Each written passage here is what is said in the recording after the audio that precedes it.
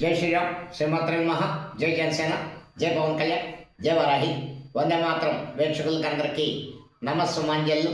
ఇప్పుడే ఇంటికి వచ్చిన కార్యక్రమాలు ముగించుకొని చూస్తే ఓ దుస్సంఘటన కాదు, శ్రీకాకుళం జిల్లా కాశీబుగ్గలో జరిగిన దుర్ఘటన. అక్కడ ఒక వెంకటేశ్వర స్వామి ఆలయంలో ఈరోజు ఏకాదశి పర్వదినం సందర్భంగా, శనివారం సందర్భంగా సుమారు 25,000 మంది భక్తులు రావడం, అక్కడ సరైన భద్రతా నియమాలు ప్రమాణాలు పాటించకపోవడం వల్ల రైలింగ్ విరిగి తొక్కిస్లాట్లో ఇప్పటి వరకు అందిన వార్త 9 మంది మరణించినట్టు తెలిసింది. చాలా దురదృష్టకరం. మన దేశంలో మనకి దేవుడంటే ఒక నమ్మకం, విశ్వాసం. దేవుడి దర్శనానికి వెళ్ళాలంటే దేవుడి దగ్గరికి వెళ్ళిపోయేలా వ్యవస్థలు ఉండకూడదు.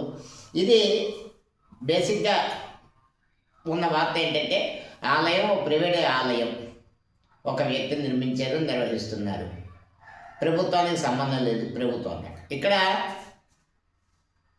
బేసిక్గా ఆలయానికి వెళ్ళి భక్తులు వేలాది మంది వచ్చి ఒక చోట ఇంతమంది భక్తులు వస్తే నేనేం చేయను అంటే చెయ్యాలి.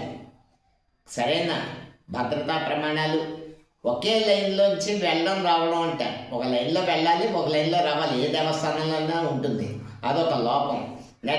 నెక్స్ట్ పటిష్టమైన బార్కేడ్ వ్యవస్థ లేకపోవడం.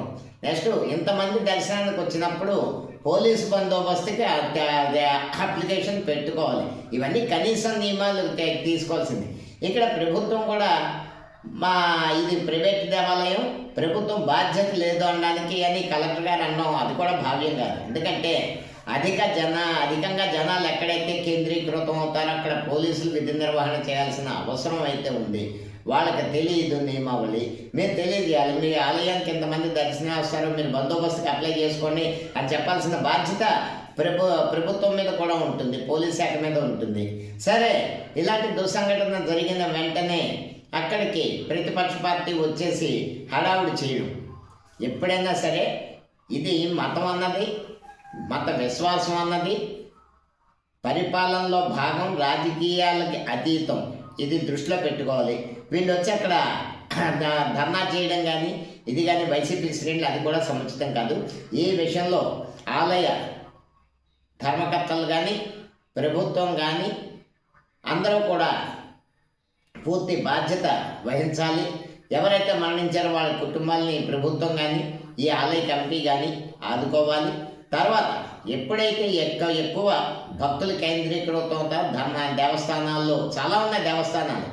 భక్తి అనేది విశ్వాసం. 7 వారాలు వెళ్తే బాడపల్లి 7 వారాలు వెళ్తే మంచి జరుగుతున్న విశ్వాసం. 7 వారాలు వెళ్తాం. వెళ్ళినప్పుడు మనకి తగిన బందోబస్తు ఆ దేవస్థానం చేయాల్సిన బాధ్యత ఉంది. అలాగే ప్రతి దేవస్థానం కూడా ఇక్కడ ఎవరు కూడా ప్రభుత్వం కానీ దేవస్థాన కమిటీలు కానీ లేకపోతే ఇతర సంస్థలు కానీ తమ బాధ్యతల నుండి వైదొలగడానికి చేసే ప్రయత్నం హర్షించలేనిది. కాబట్టి ఇది ఇలా జరుగుతూనే ఉంటాయి. ఎప్పుడూ కొంతమంది చచ్చిపోతూ ఉంటారు. ఎందుకు చచ్చిపోవాలి? ఇక్కడ దేవుడికి దండం పెట్టుకోవడానికి వెళ్తాం కానీ చచ్చిపోవడానికి వెళ్ళం కదా. దీని బాధ్యత అన్ని సమాజంలో ఉన్న అన్ని వర్గాలు బాధ్యత వహించి భవిష్యత్తులో ఇటువంటి సంఘటనలు జరగకుండా ఖచ్చితమైన చర్యలు తీసుకోవాలని కోరుకుంటూ వందే మాత్రం. జై హింద్.